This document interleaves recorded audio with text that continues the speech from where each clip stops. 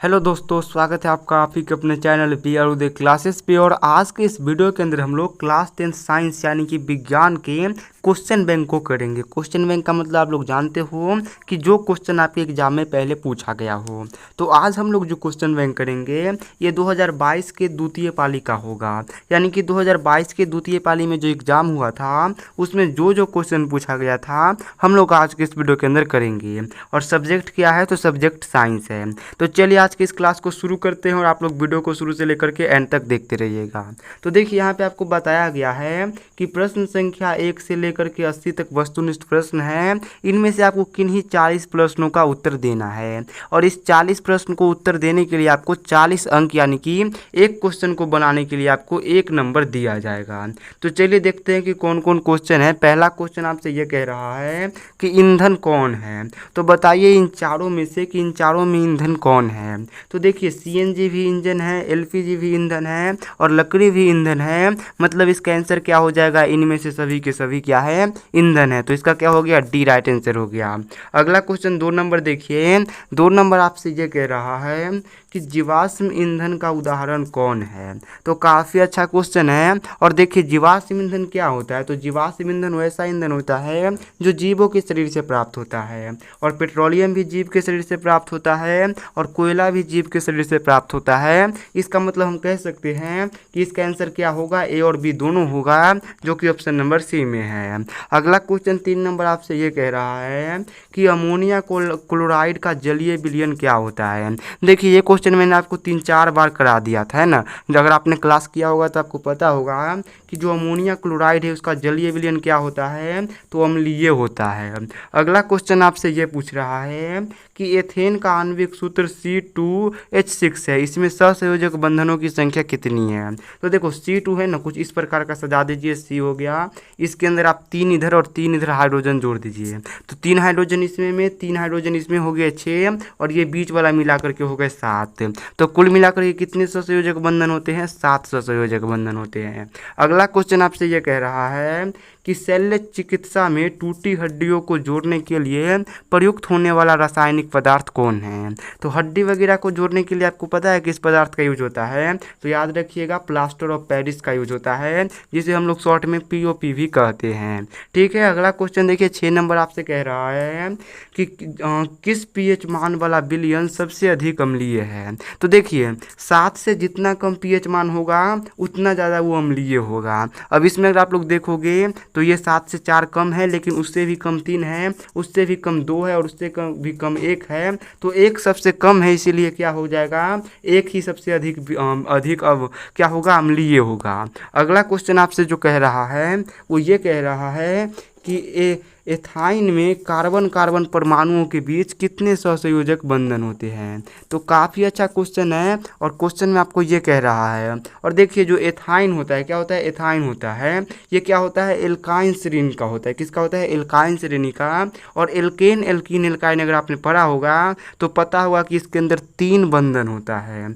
अगला क्वेश्चन जो है वो आपसे ये कह रहा है कि क्यूपराइट निम्नलिखित में से किस धातु का अयस्क है। तो काफ़ी अच्छा क्वेश्चन। और क्यूपराइट आप लोग याद रखिएगा Hg यानी कि पारा का अयस्क है। अगला क्वेश्चन आपसे कह रहा है 9 नंबर कि निम्न में से किसे रासायनिक दूत कहा जाता है। तो आज के ही एक वीडियो मैंने आपको कराया था कि रासायनिक दूत हम लोग किसे कहते हैं? तो हार्मोन को कहते हैं। अगला क्वेश्चन देखिए, अगला क्वेश्चन आपसे क्या कहेगा? तो अगला क्वेश्चन आपसे ये कहेगा कि पौधों में उत्सर्जित पदार्थ निम्न में से कौन है। तो देखिए पौधा जो होता है उसके अंदर उत्सर्जित पदार्थ कौन कौन होता है? तो रेजिन भी होता है, गोंद भी होता है, टैनिन भी होता है। मतलब इनमें से सभी क्या है? उत्सर्जित पदार्थ है। तो इसका क्या हो जाएगा? इसका हो जाएगा डी राइट आंसर। अगला 11 नंबर क्वेश्चन आपसे कह रहा है कि मानव हृदय में कोष्ठों की संख्या कितनी है। तो देखिए मानव हृदय कुछ इस प्रकार का होता है और ये 4 भागों में बटा होता है। तो इसमें कोष्ठ की संख्या कितनी होती है बाबू? तो इसमें कोष्ठ की संख्या 4 होती है। अगला क्वेश्चन देखिए, अगला क्वेश्चन आपसे क्या कह रहा है? तो क्वेश्चन आपसे ये कह रहा है कि निम्न में से कौन हेट्रोकाइन ग्रंथि है। तो देखिए हेट्रोकाइन ग्रंथि कौन होता है, तो जो वृषण है ये हेट्रोकाइन ग्रंथि है। अगला क्वेश्चन आपसे कह रहा है 13 नंबर कि पौधों में गैसों का आदान प्रदान कैसे होता है या फिर कहाँ से होता है। तो जो पेड़ पौधे होते हैं बाबू याद रखिएगा, उनमें पौधों का गैसों का आदान प्रदान कैसे होता है, तो रंध्र के द्वारा होता है। अगला क्वेश्चन आपसे कह रहा है बाबू कि निम्नलिखित में से, एक मिनट क्वेश्चन है कि निम्नलिखित में से कौन पुरुष हार्मोन है। तो देखिए पुरुष हार्मोन कौन हो जाएगा, टेस्टोस्टेरोन हो जाएगा। तो इसका हो जाएगा सी राइट आंसर। अगला क्वेश्चन ये है कि किण्वन क्रिया किस में पाई जाती है। तो याद रखिए कि किण्वन की जो क्रिया है ये किस में बाबू, तो ईस्ट में पाई जाती है। अगला क्वेश्चन देखिए 16 नंबर आपसे कह रहा है कि प्रकाश संश्लेषण कब होता है। तो सभी को पता है कि प्रकाश संश्लेषण के लिए सूर्य के प्रकाश की आवश्यकता होती है और इसीलिए ये सिर्फ और सिर्फ दिन में होता है। अगला क्वेश्चन देखिए 17 नंबर आपसे कह रहा है कि आयोडीन को निम्नलिखित में से किस द्रव में घोलने पर टिंचर आयोडीन बनता है। तो याद रखिए कि जो आयोडीन है इसको अगर आप लोग एथिल एल्कोहल में घोलते हो तो आपको टिंचर आयोडीन मिलता है। अगला क्वेश्चन देखिए, अगला क्वेश्चन आपसे कह रहा है डालडा में उपस्थित वसा अम्ल किस प्रकार की प्रकृति का होता है। तो याद रखिएगा ये किस प्रकार की प्रकृति का होता है, संतृप्त होता है। अगला क्वेश्चन आपसे कह रहा है 19 नंबर कि प्रोपेनोन का क्रियाशील मूलक क्या है। तो देखो नोन यानी कि कीटोन का है और कीटोन का क्रियाशील मूलक क्या होता है, CO होता है, जो कि ऑप्शन नंबर सी में है। तो इसका क्या हो जाएगा बाबू, सी राइट आंसर होगा। अगला क्वेश्चन कह रहा है कि एथिलीन क्या है। तो एथिलीन आप लोग याद रखिए क्या है ये, तो एक प्रकार का ओलोफिन है। अगला क्वेश्चन देखिए, अगला क्वेश्चन 21 नंबर आपसे कह रहा है कि निम्नलिखित में से कौन जीवाश्म ईंधन नहीं है। तो जीवाश्म ईंधन नहीं है यानी कि जीवों से बना हुआ ईंधन नहीं है। तो देखिए कोयला भी जीव से बना हुआ ईंधन है, पेट्रोलियम भी है, प्राकृतिक गैस नहीं, बायोगैस भी है, लेकिन प्राकृतिक गैस नहीं होगा। अगला क्वेश्चन आपसे कह रहा है कि टिहरी बांध का निर्माण का क्या क्या उद्देश्य था। तो टिहरी बांध का निर्माण का उद्देश्य आप लोगों को क्या क्या था बाबू, तो जल की आपूर्ति करना था, भूमि की सिंचाई करनी थी और बिजली का उत्पादन करना था, यानी कि इनमें से सभी का सभी था। तो इसका हो जाएगा डी राइट आंसर। अगला क्वेश्चन आपसे कह रहा है कि निम्नलिखित में से कौन सा तत्व आसानी से इलेक्ट्रॉन का त्याग नहीं करता। तो देखिए सबसे ज़्यादा विद्युत ऋणात्मक कौन होता है, तो फ्लोरीन होता है और ये सबसे आसानी से इलेक्ट्रॉन का त्याग नहीं करता है। अगला क्वेश्चन देखिए आपसे ये कह रहा है कि निम्नलिखित में से किस तत्व में संयोजी इलेक्ट्रॉनों की संख्या सबसे अधिक है। तो देखिए सिंपल से आप लोग याद कर लीजिएगा कि जो पी होता है यानी कि जो फास्फोरस होता है इसमें संयोजी इलेक्ट्रॉनों की संख्या सबसे अधिक होती है। अगला क्वेश्चन आपसे ये कह रहा है कि एक वयस्क मनुष्य के कितने दांत होते हैं। तो काफ़ी आसान क्वेश्चन है, सभी लोग इसका आंसर दे पाओगे कि एक मनुष्य में कितने दांत होते हैं, तो 32 दांत होते हैं। अगला क्वेश्चन कह रहा है कि मस्तिष्क किसके लिए उत्तरदायी है। तो याद रखिए कि मस्तिष्क यानी कि जो दिमाग है ये हृदय का संपादन के लिए, शरीर के संतुलन बनाने के लिए और सोचने के लिए, इनमें से सभी के लिए उत्तरदायी है। तो इसका क्या हो जाएगा, डी राइट आंसर। अगला 27 नंबर क्वेश्चन आपसे कह रहा है कि ट्रेकिया किस जीव का श्वसन अंग है। तो देखिए जो ट्रेकिया होता है आप लोग याद रखिए ये किसका होता है, तो ट्रेकिया आप लोग याद रखिए कॉकरोच का होता है और हम लोगों का श्वसन अंग क्या होता है, तो फेफड़ा होता है। अगला क्वेश्चन देखिए, अगला क्वेश्चन आपसे कह रहा है 28 नंबर कि शरीर में भोजन का पाचन किस प्रकार की अभिक्रिया है। तो भोजन का पचना किस प्रकार की अभिक्रिया है बाबू, आप सभी को पता है उपचयन अभिक्रिया है यानी कि ऑक्सीकरण अभिक्रिया है। अगला क्वेश्चन देखिए क्या कहता है, 29 नंबर क्वेश्चन कहता है कि पूर्ण विकसित अंडाशय क्या कहलाता है। तो याद रखिएगा कि पूर्ण रूप से विकसित अंडाशय जो होता है वो फल कहलाता है। अगला क्वेश्चन आपसे कह रहा है कि स्त्री में कौन सा गुणसूत्र होता है। तो देखिए क्वेश्चन आपको नहीं दिख रहा होगा लेकिन मैं आपको बता दूं कि जो एक स्त्री होती है उसमें कौन सा गुणसूत्र होता है, तो XX होता है। अगला क्वेश्चन आपसे कह रहा है कि मृतजीवी का उदाहरण कौन है। तो मृतजीवी पोषण किस में पाया जाता है बाबू, गोबर छत्ता में पाया जाता है। मैंने आपको कितनी बार बताया है, तो इसका क्या हो जाएगा, बी राइट आंसर हो जाएगा। अगला क्वेश्चन देखिए आपसे कह रहा है कि गाढ़ कोशिका की कौन सी भित्ति मोटी होती है। तो गाढ़ कोशिका की जो भीतर वाली भित्ति होती है यानी कि भीतरी बिंदी, ये सबसे मोटी छोटी होती है तो इसका क्या हो जाएगा बाबू, ए राइट आंसर हो जाएगा। अगला क्वेश्चन आपसे ये कह रहा है कि निम्नलिखित में से कौन सी अधातु विद्युत का सुचालक है। तो देखिए मैं आपको नॉर्मली बता दूं कि नॉर्मल जो अधातु होते हैं ये विद्युत का कुचालक होते हैं, न कि सुचालक। लेकिन एक ऐसा अधातु होता है जो विद्युत का सुचालक होता है, और वो अधातु कौन है बाबू, तो वो अधातु ग्रेफाइट है। अगला क्वेश्चन देखिए, अगला क्वेश्चन आपसे कह रहा है कि बैटरी का अम्ल कौन है। तो काफ़ी अच्छा क्वेश्चन, और बैटरी का अम्ल आप लोग याद रखिएगा सांद्र HNO3 होता है, तो इसका हो जाएगा B right answer. 35 number question आपसे ये कह रहा है कि कली चूना का रासायनिक सूत्र क्या है। तो कली चूना का रासायनिक सूत्र क्या होता है, CaOH2 होता है, जो कि ऑप्शन नंबर ए में है, तो इसका ए होगा। 36 नंबर आपका कह रहा है कि आयोडीन युक्त नमक कौन है। तो देखिए आयोडीन युक्त नमक कौन होता है, तो NaCl+Ki और NaCl+KiO, ये दोनों क्या है, तो ये दोनों यानी कि ए और बी क्या है, आयोडीन युक्त नमक है, तो इसका हो जाएगा बाबू सी राइट आंसर। अगला क्वेश्चन आपसे कह रहा है कि प्लास्टर ऑफ पेरिस का रासायनिक नाम क्या है। तो प्लास्टर ऑफ पेरिस का आप लोग देखिए कैल्शियम सल्फेट तो सब में है, लेकिन जहाँ पे भी अर्ध हाइड्रेट है वही हो जाएगा प्लास्टर ऑफ पेरिस का नाम। तो पूरा नाम क्या होता है, कैल्शियम सल्फेट अर्ध हाइड्रेट। अगला क्वेश्चन आपसे क्या कह रहा है, अब अगला क्वेश्चन आपसे कह रहा है कि लौंग तेल किस प्रकार का सूचक है। तो लौंग तेल जो है ये किस प्रकार का सूचक है, गंधीय सूचक है, यानी कि इसके गंध से हमें किसी पदार्थ के अम्लीय या फिर क्षारीय की सूचना मिलती है। अगला क्वेश्चन जो है आपसे ये कह रहा है कि घरेलू गैस LPG का प्रमुख अवयव क्या है। तो घर में जो गैस यूज होता है LPG, उसका प्रमुख अवयव क्या है, तो कई बार बताया है कि उसका प्रमुख अवयव ब्यूटेन है। और पूछेगा कि CNG का प्रमुख क्या है, तो CNG का मेथेन है। अगला क्वेश्चन आपसे कह रहा है कि C16 जिसे हम लोग फ्लोरीन कहते हैं, इसकी आकृति निम्नलिखित में से किसकी जैसी होती है। तो फ्लोरीन की आकृति आप लोग याद रखिएगा फुटबॉल जैसी होती है। अगला क्वेश्चन आपसे कह रहा है कि लेंस की आवर्धन का SI मात्रक क्या है। तो देखिए काफ़ी अच्छा क्वेश्चन, और याद रखिएगा कि लेंस का जो आवर्धन होता है इसका कोई भी SI मात्रक नहीं होता है, मतलब कि ये मात्रक वहीन होता है। अगला क्वेश्चन आपसे 42 नंबर कह रहा है कि किसी अंतरिक्ष यात्री को आकाश कैसा प्रतीत हुआ, कैसा दिखाई देगा। तो कई बार कराया है कि अंतरिक्ष यात्री को आकाश काला दिखाई देता है। अगला क्वेश्चन आपसे पूछ रहा है कि गोलीय दर्पण के परावर्तक पृष्ठ की वृत्ताकार सीमा रेखा के व्यास को क्या कहते हैं, या फिर वो क्या कहलाता है। तो गोलीय दर्पण का जो वृत्ताकार होता है सीमा रेखा और उसका जो व्यास होता है उसे हम लोग गोलीय दर्पण का द्वारक कहते हैं। अगला क्वेश्चन देखिए, अगला क्वेश्चन आपसे कह रहा है कि किस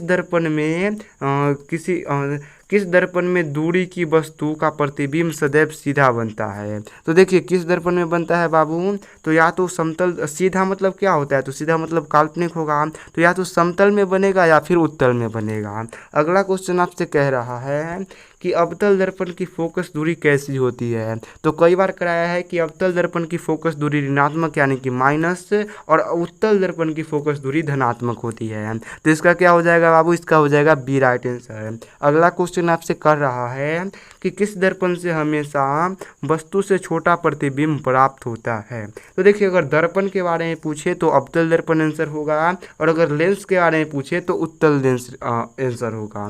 अगला क्वेश्चन कह रहा है कि प्रकाश का प्राथमिक वर्ग कौन कौन है। तो याद रखिएगा कि प्रकाश का प्राथमिक वर्ग कौन कौन है, तो नीला है, हरा है और लाल है। इसे आप लोग ऐसे याद कर सकते हो RGB, R for red, G for green और B फॉर ब्लू। RGB क्या है, तो प्राथमिक वर्ण है। अगला क्वेश्चन देखिए, अगला क्वेश्चन आपसे कह रहा है कि तारों का टिमटिमाना प्रकाश की किस घटना को दर्शाता है। तो तारा का जो टिमटिमाती है तारा वो किस घटना को दर्शाता है, तो प्रकाश के अपवर्तन को दर्शाता है। अगला क्वेश्चन आपसे कह रहा है कि लेक्टेस सामान्यतः कहाँ पाए जाते हैं। तो लेक्टस जो है ये सामान्यतः कहाँ पाए जाते हैं बाबू, तो पीला कनेर में पाए जाते हैं। तो इसका क्या हो जाएगा, इसका हो जाएगा बी राइट आंसर। पीला कनेर क्या है, तो एक पौधे का नाम है। अगला क्वेश्चन 50 नंबर आपसे कह रहा है कि मानव मूत्र में यूरिया का प्रतिशत कितना होता है। तो याद रखिएगा कि मानव मूत्र में यूरिया कितना परसेंट होता है, 2% होता है। अगला क्वेश्चन आपसे कह रहा है कि भ्रूण का विकास कहाँ पे होता है। तो देखिए भ्रूण का जो विकास है ये गर्भाशय में होता है। और पूछेगा कि निषेचन कहाँ होता है, तो निषेचन फुलोपियन ट्यूब में होता है। फिलहाल इसका क्या हो जाएगा, सी राइट आंसर हो जाएगा। अगले क्वेश्चन को देखिए, अगला क्वेश्चन आपसे क्या कह रहा है। क्वेश्चन कह रहा है कि निकट दृष्टि दोष में किस लेंस का प्रयोग किया जाता है। तो अगर निकट दृष्टि दोष हो जाए तो इसके लिए हम लोग क्या करेंगे, 4 अक्षर के यानी कि अवतल लेंस का यूज करेंगे। अगला क्वेश्चन आपसे कह रहा है कि लेंस की क्षमता का एसआई मात्रक क्या है। तो क्षमता का एसआई मात्रक आप लोग याद रखिएगा डायोप्टर होता है। बाकी पूछे कि इसका क्या बोलते हैं अपवर्तनांक, तो उसका कोई भी एसआई मात्रक नहीं होता है। अगला क्वेश्चन आपसे पूछ रहा है कि 1 किलोवाट घंटा बराबर क्या होता है। तो देखिए 1 किलोवाट बराबर आप लोग याद रखिएगा क्या होता है। तो 1 किलोवाट बराबर तो मुझे लगता है नहीं कि इनमें से कोई होगा, लेकिन इसका आंसर जहाँ तक मुझे लगता है ऑप्शन नंबर ए होना चाहिए। अगला क्वेश्चन आपसे कह रहा है कि प्रकाश का चाल न्यूनतम किस में होता है। तो देखिए प्रकाश का सबसे कम चाल किस में होता है, कांच में होता है। और सबसे अधिक चाल किस में होता है, तो निर्वात में होता है। तो सबसे कम कांच में, सबसे अधिक निर्वात में। इसका क्या हो जाएगा, डी राइट आंसर होगा। अगला क्वेश्चन 56 नंबर आपसे कह रहा है कि निम्न में से किस लेंस की फोकस दूरी धनात्मक होती है। तो अगर लेंस के बारे में पूछा है तो भी क्या होगा, उत्तल लेंस होगा। और अगर पूछता कि किसकी ऋणात्मक होती है तो अवतल होता। तो इसका राइट आंसर क्या होगा कि उत्तल लेंस की फोकस दूरी धनात्मक यानी कि प्लस होती है।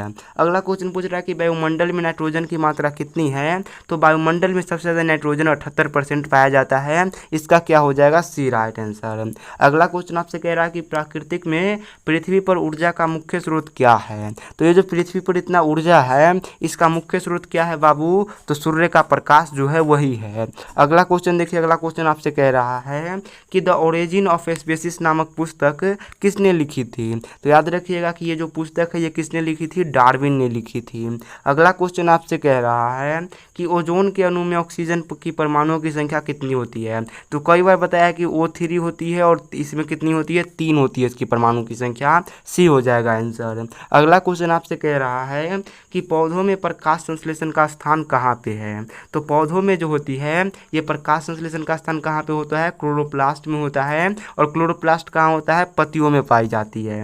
अगला क्वेश्चन आपसे पूछ रहा है कि प्रेसेसिक का हिस्सा कौन है। तो देखिए इसका क्वेश्चन तो आप लोग छोड़ दीजिए क्योंकि ये क्वेश्चन का आंसर मुझे नहीं पता है, तो इसको हम लोग छोड़ देते हैं, स्किप करते हैं। अगला क्वेश्चन आपसे ये कह रहा है कि एक खाद्य श्रृंखला में तीसरे स्तर का पोषी स्तर हमेशा कौन होता है। तो एक खाद्य श्रृंखला में आप लोग याद रखिएगा कि तीसरे स्तर का कौन होता है, तो हमेशा एक मांसाहारी जीव होता है। तो इसका हो जाएगा बी राइट आंसर। अगला क्वेश्चन देखिए, अगला क्वेश्चन आपसे ये कह रहा है कि निम्न में से कौन सा वो केवल जैव निम्नीकरण है।